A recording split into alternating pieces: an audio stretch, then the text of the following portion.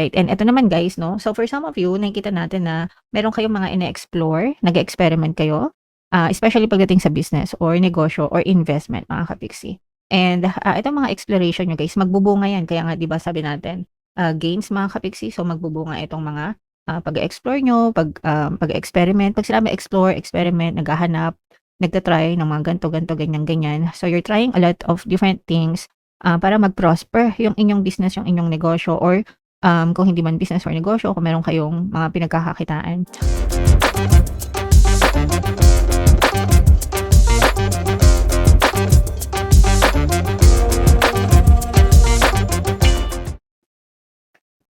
Hello guys, hello Aquarius, welcome back to Pinoy Pixie Tarot. Ang pamagat ng episode natin for tonight is first half kapalaran para ngayong August 1 to 15 para sa Aquarius, Sun, Moon, Rising sign, and Venus. Unahin natin tong deck na to guys. Ito yung mga angel messages para sa inyo.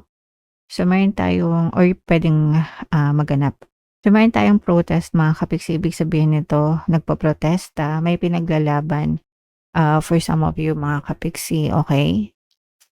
Alright, so may mga pinaglalaban kayo mga kapiksi and it's okay, especially kung feeling mo is nasa tama naman yung pinaglalaban mo.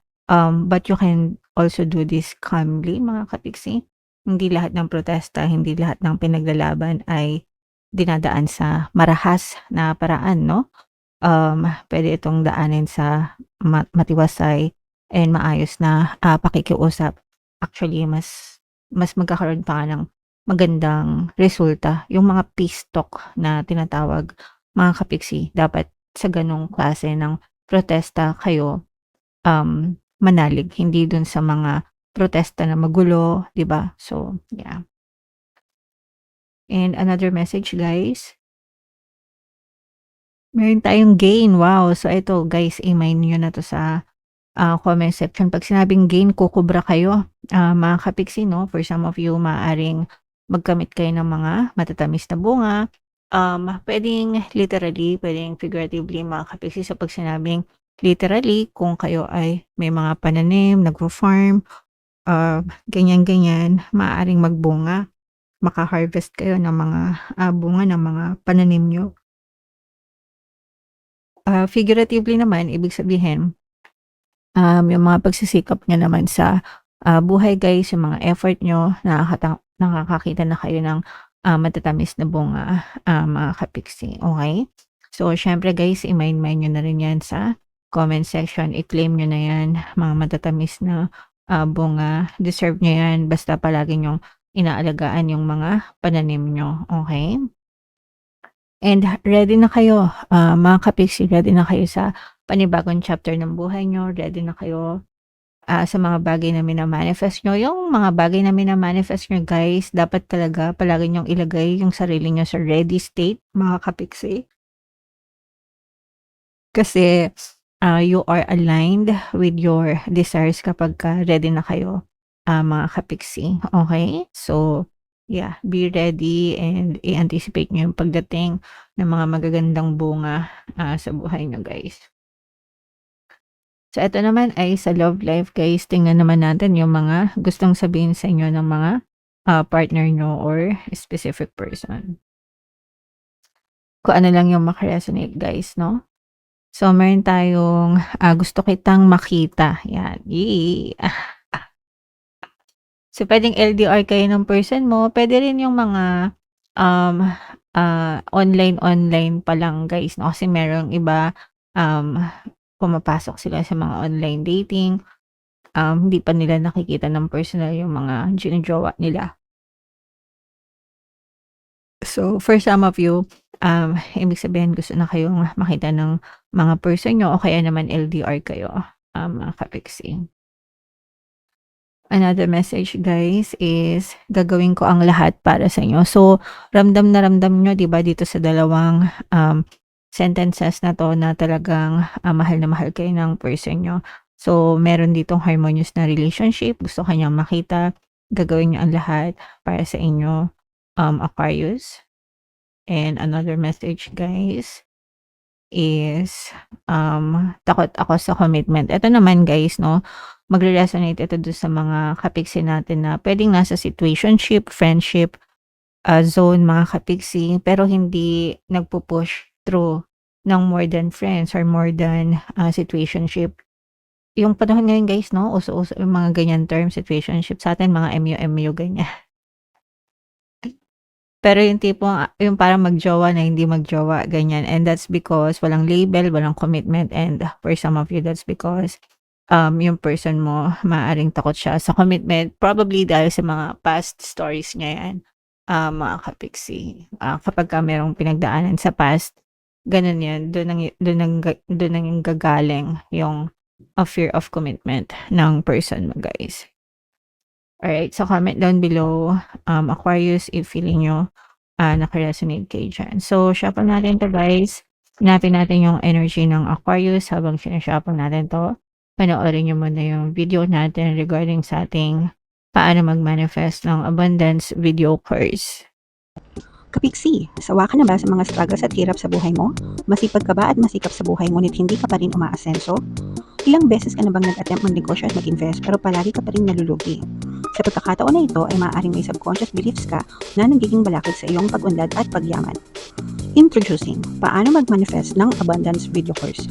Dito ay matututunan mong ma-overcome ang mga balakid mo para tuluyan ka ng umunlad, umasenso, sumagana, maging matagumpay, successful at maswerte sa iyong kabuhayan, pera, trabaho, negosyo sa lapi at kaperahan ng bonggang-bongga. Dali, mag-send na ng email sa pinoypixie@gmail.com at simulan na ang iyong pagyaman ngayon. Alright, so sa lahat ng gusto mag-avail ng course guys, meron tayong paano mag-manifest ng abundance video course, paano mawala ang third party at magkaroon ng harmonious na relationship, paano pabalikin si ex, revise breakup sa mga interesado guys, mag-send lang kayo ng email sa pinoypixie@gmail.com. And sa mga naghahanap ng pampaswerte guys, meron tayong money shaker jar. Ito yun guys, no? Super liit na bote nito guys, pero super effective, super powerful. At saka ito mga kapiksi. So ito yung ating WhatsApp number guys. Chat nyo lang ako dyan, mga kapiksi. Wow.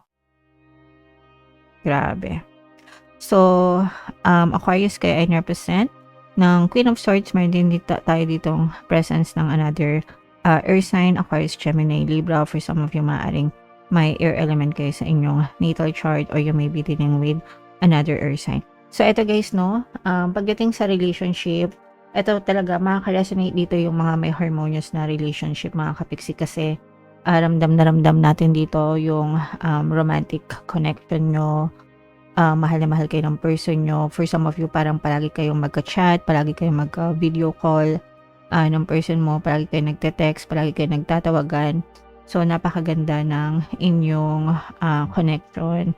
And parang pinapaliguan kayo nito ng mga words of affirmation, mga kapiksi, no? As in, palagi niya sinasabi sa'yo kung gaano ka ka-importante sa kanya, kung gaano kanya kamahal, ganyan-ganyan. So, maswerte yung mga kapiksi natin na naka-resonate dito kasi love na love kayo ng person nyo guys, okay? So, i-claim nyo na agad yan kasi bihira lang yung maka-resonate sa magandang love energy, mga kapiksi, okay? Alright, and eto naman guys, no? So, for some of you, nakikita natin na meron kayong mga ine-explore, nag-experiment kayo, especially pagdating sa business or negosyo or investment, mga kapiksi. And itong mga exploration nyo guys, magbubunga yan. Kaya nga, di ba sabi natin, gains, mga kapiksi. So, magbubunga itong mga pag-explore nyo, pag-experiment. Pag sinabi explore, experiment, naghahanap, nagtatry ng mga ganto, ganyan. So, you're trying a lot of different things para mag-prosper yung inyong business, yung inyong negosyo, or kung hindi man business or negosyo, kung meron kayong mga pinagkakakitaan, guys, no, talagang paldo-paldo, papaldo kayo sa mga pinagkakakitaan nyo, mga kapiksi. So, these are financial gains. This is financial abundance, mga kapiksi. So, itong mga ine-experiment nyo, kapag in-apply nyo, no, itong mga natutunan nyo kapag in-apply nyo sa buhay nyo, yan yung magdadala sa inyo ng kaginhawahan sa buhay. More money, more income, mga kapiksi. Okay? So, push nyo lang guys. Ganun naman sa buhay talaga. Palaging trial and error. Try and try until you succeed. Kumbaga. Okay?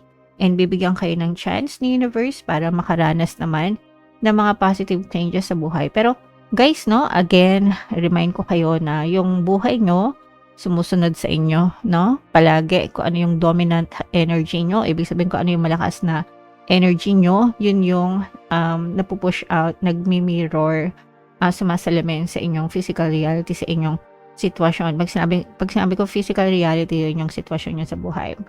So, kung magbabago kayo ng energy nyo, or magbabago kayo ng vibration nyo, guys, kaya palagi ko kayong sinasabihan na think positive, be positive, feel positive. Kasi, para yun yung ma-push out nyo, yun yung ma-experience nyo sa physical reality, guys. Kasi kung palagi kayo nagrereklamo, palagi kayo nagmumukmok, palagi kayo namumroblema, palagi kayong nalulungkot, no? Asahan nyo, yun at yun din yung ma-experience nyo. So, wag kayong umasa na magbabago yung physical reality nyo kung ikaw mismo ay hindi nagbabago. So, that's why I keep on telling you every single time, every single day, guys, be positive. Because that's the way to be. Okay? Right. So, yeah. What else, guys? Tingnan pa natin. Ito, guys, merong magsusorry sa inyo. This is somebody na may regret, pinagsisisihan niya.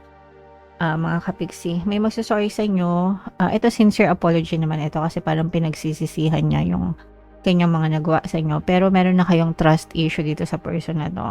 Na kahit na mag-sorry siya sa iyo, parang wala ka ng tiwala sa kanya. So, this can be anybody from your quantum bubble, pwedeng ex-person mo, pwedeng dati mong kaibigan, pwedeng pinsan mo, kamag-anak mo, or kapitbahay mo, ganyan. Anybody. Pero nakagawa siya ng hindi maganda sa inyo.